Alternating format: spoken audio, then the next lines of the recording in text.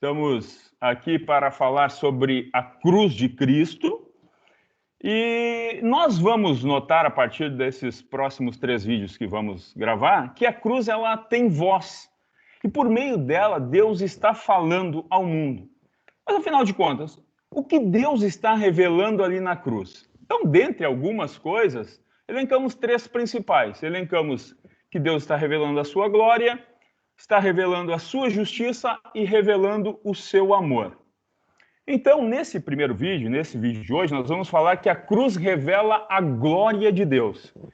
E quando nós olhamos o significado da palavra doxa, glória do grego secular, opinião, conjectura, é claro que ela tem uma gama de variações que vai desde uma opinião que eu tenho acerca de alguma pessoa ou acerca de alguma coisa que eu estou disposto a defender, até o valor que as pessoas atribuem a nós. Então, o que significa? Isso é reputação, louvor. Nós, como seres humanos, mostramos o nosso caráter de que forma? Pelas nossas ações, mostramos o nosso caráter. Deus mostra o seu caráter, a sua glória, em Cristo na cruz do Calvário. Óbvio que quando nós olhamos para o Antigo Testamento, o salmista, quando escreve lá o Salmo 19, ele fala que a natureza ela proclama a glória de Deus. Nós notamos também que Isaías fala que a terra está cheia da sua glória, e nós vemos também a glória de Deus, o caráter de Deus, quando Deus redime o seu povo. O povo de Israel, quando ainda era cativo lá no Egito, Deus vai lá e redime o povo no Egito, depois faz com que eles regressem do cativeiro babilônico, e aí nós vemos então o quê? A glória de Deus, o caráter de Deus. Então, mas o que nós vamos ver aqui é a cruz revelando a glória de Deus. E quando nós nos deparamos com o Novo Testamento, nós lemos em João capítulo 1, versículo 14, e o verbo se fez carne e habitou entre nós, e vimos a sua glória, como a do Pai, cheio de graça e de verdade. Pastor, Jesus Cristo a glória de Deus a glória do Senhor, de Cristo está totalmente associada a Cristo no Novo Testamento. Verdade, irmão Edson. Graça e paz a todos. Na cruz nós vemos se revelar, a glória de Deus, porque Deus se revela a nós também através da cruz.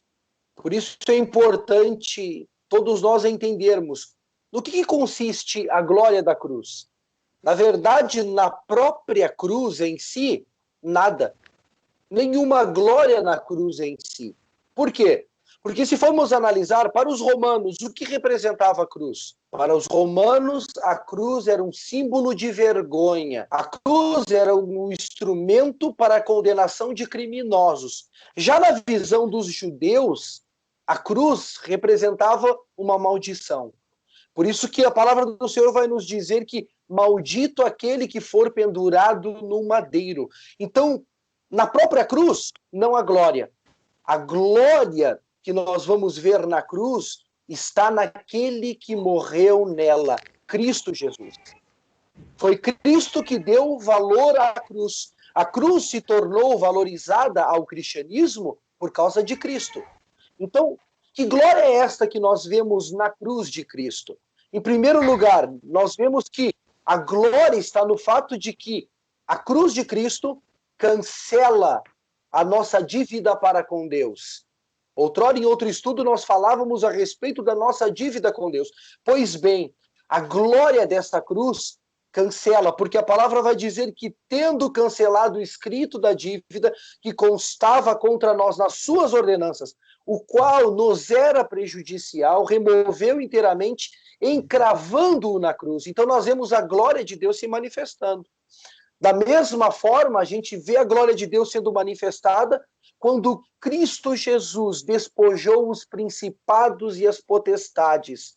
Isso é, publicamente expôs ao desprezo, triunfando deles na cruz. A cruz foi o triunfo de Cristo. Colossenses capítulo 2 e versículo 15. Então, através da cruz, nós vamos ver, através do sacrifício de Cristo, A glória da cruz é que nele fomos vivificados. Na cruz nós fomos atraídos a Deus. Por isso, irmãos, a gente precisa ter esse entendimento. Em que consiste a glória da cruz? Na própria cruz? Não.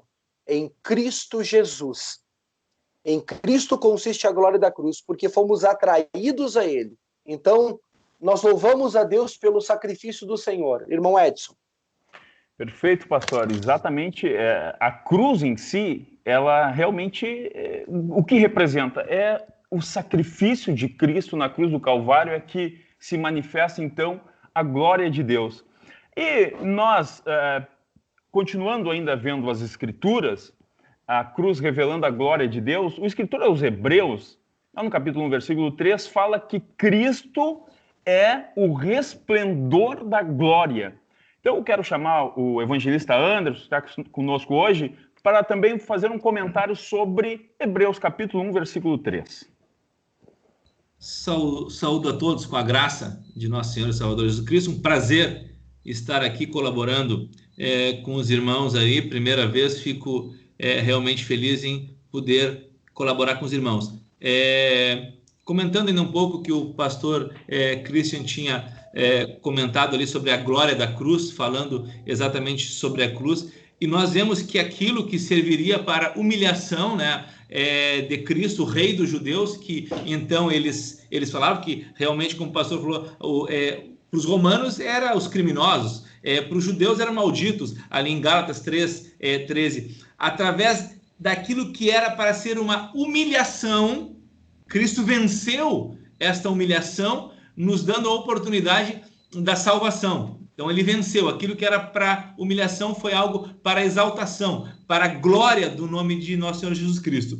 E o que nós vemos aí que nesse versículo de Hebreus 1:3, onde diz, o qual sendo o resplendor da glória. Nós vemos então, irmãos e amigos, que o resplendor da glória no grego significa refulgência, reflexo. Então nós vemos que Cristo, ele está significando ali o reflexo do próprio Deus. Ele reflete a glória de Deus. Quando diz o qual sendo o resplendor da sua glória, ele está falando nesse resplendor. Mas se nós formos analisar, pensando ali, nós precisamos entender que também o resplendor, ele tem um significado de refulgência, ele significa emanação, que quer dizer origem, quer dizer o quê? Que esse resplendor também, ele vem da origem. Deus, Cristo, ele estava desde o princípio, na origem de tudo, Deus estava presente. Então, nesse sentido, eu quero dizer que, sendo o resplendor da sua glória,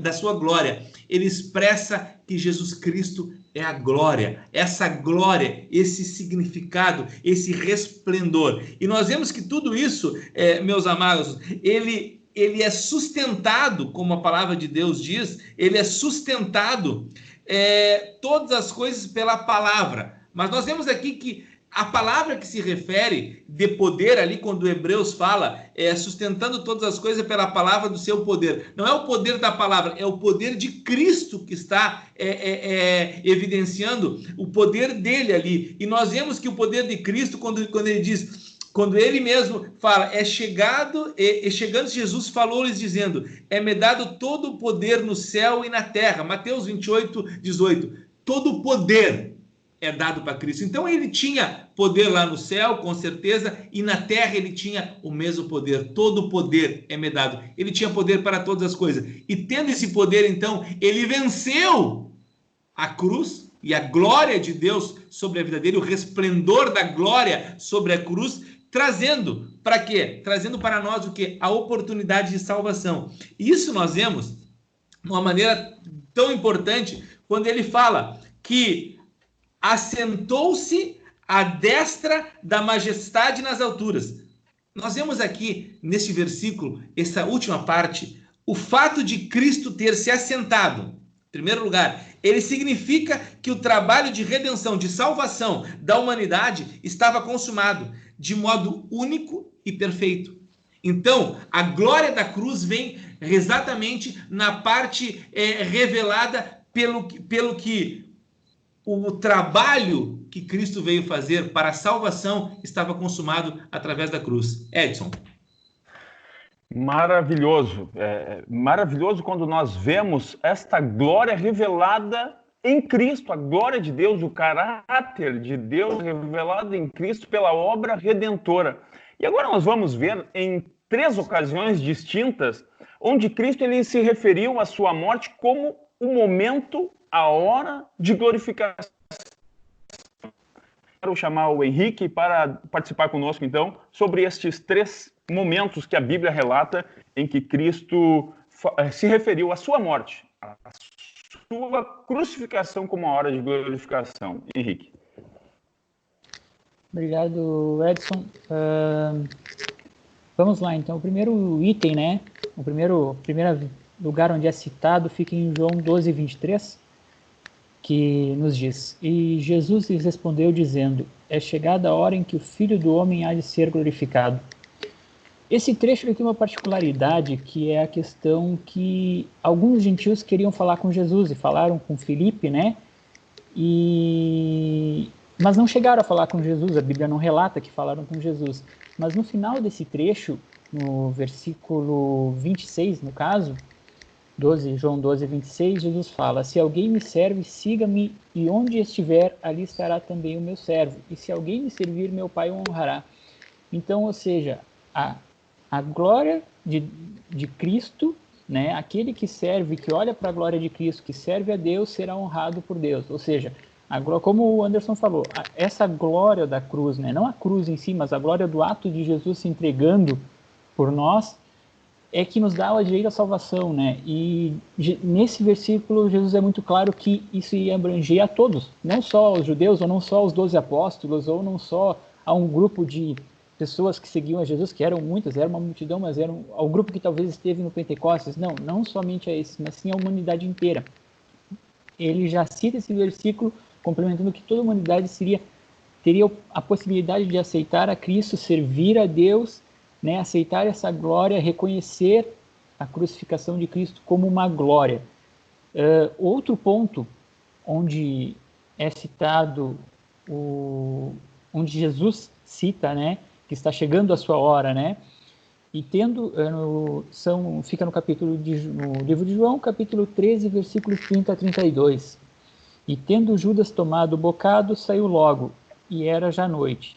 Tendo ele, pois, saído, disse Jesus: Agora é glorificado o Filho do Homem, e Deus é glorificado nele. Se Deus é glorificado nele, também Deus o glorificará em si mesmo, e logo o há de glorificar. Aqui podemos ver que o ato da crucificação, ele não glorificava somente a Cristo, né? Glorificava sim a Cristo por tudo que ele estava fazendo pela humanidade, mas sim exaltava e glorificava a Deus como autor de todo esse plano da salvação, como autor de todo esse caminho, né, que culminou na crucificação de Cristo para perdoar os nossos pecados, né? Lá o profeta Isaías já citava como deveria acontecer, como iria acontecer, o Messias queria se entregar por nós. Então, tudo culminou nesse projeto de Deus, glorificando também a Deus Pai, que foi quem criou o plano da salvação, como nós nomeamos hoje. Não teria esse nome na época, mas nós entendemos que é o plano da salvação para nós mesmos, para a humanidade como um todo.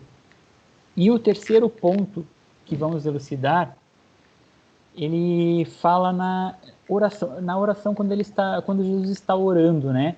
Jesus ele fala assim, em João 17:1.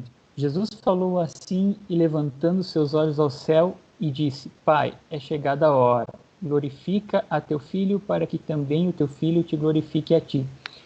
Continuando nessa parte da oração de Jesus, né, ele, um pouco mais à frente, no versículo 4 e versículo 5 de João 17, Jesus fala assim: Eu glorifiquei-te na terra, tendo consumado a obra que me deste a fazer. Versículo 4, né? Ou seja, Jesus ele sabia por que ele veio para a terra, né? Ele sabia o ato que ia ser consumado e ele sabia que ele tinha que chegar até o final.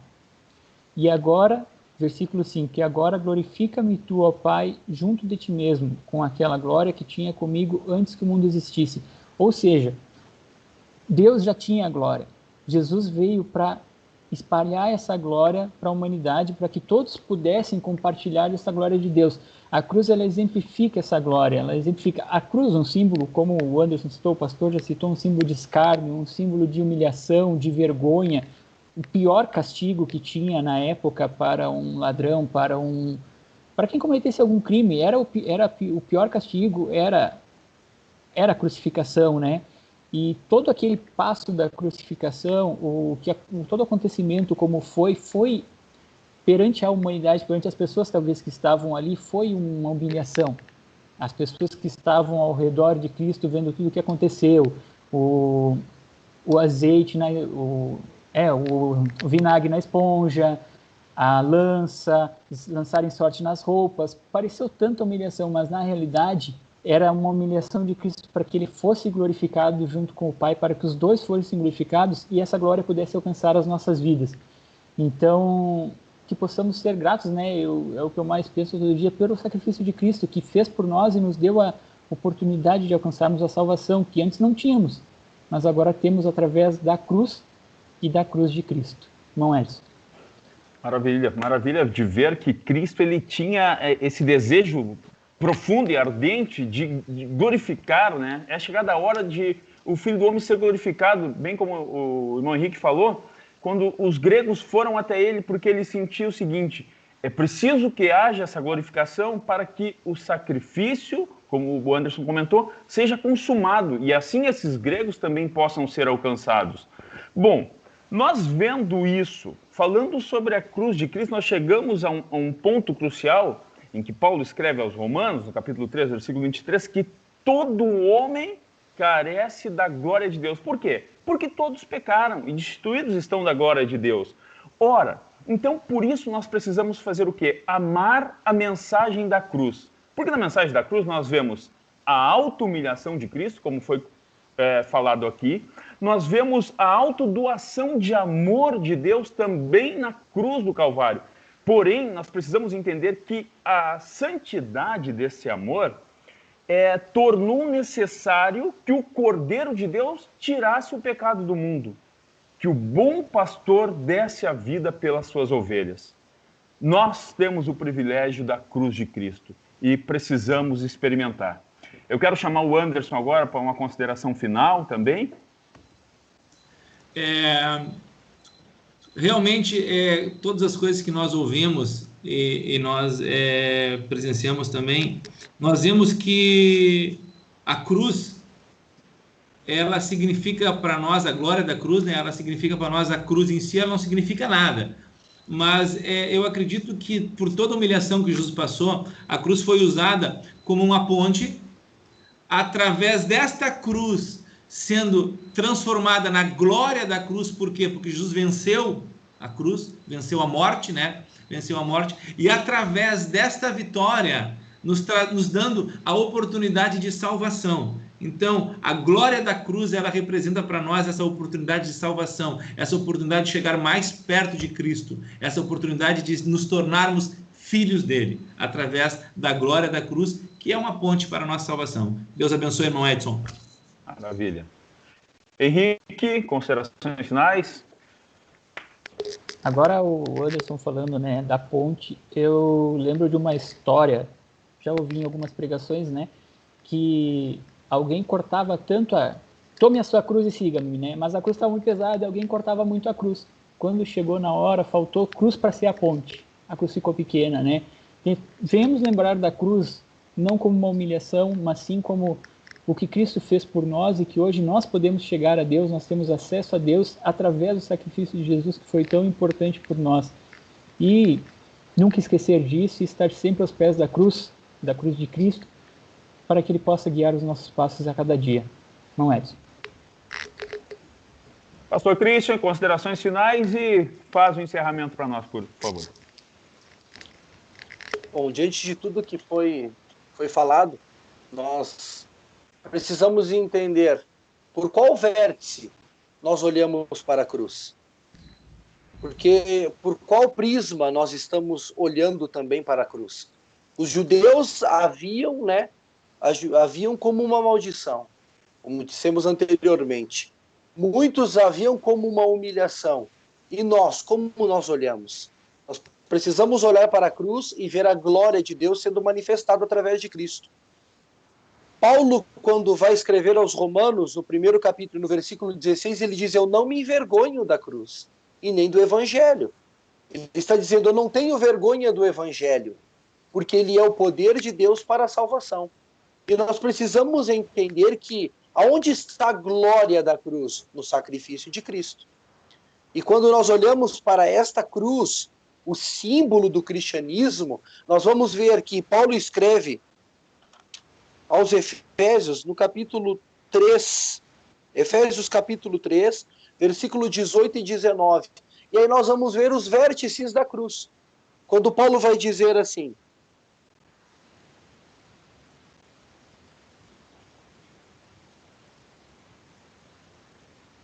para que Cristo habite no vosso coração, 18 e 19.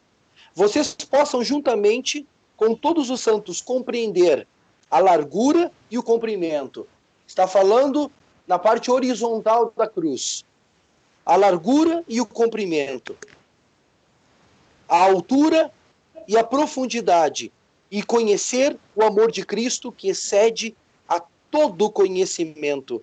Que vocês sejam cheios de toda a plenitude de Deus. Isto é, aqui nós vemos de forma horizontal e vertical o plano de Deus, para que possamos conhecer a Deus. Ai de nós, se não fosse a cruz de Cristo. Ai daquele que não tem a revelação correta da cruz de Cristo.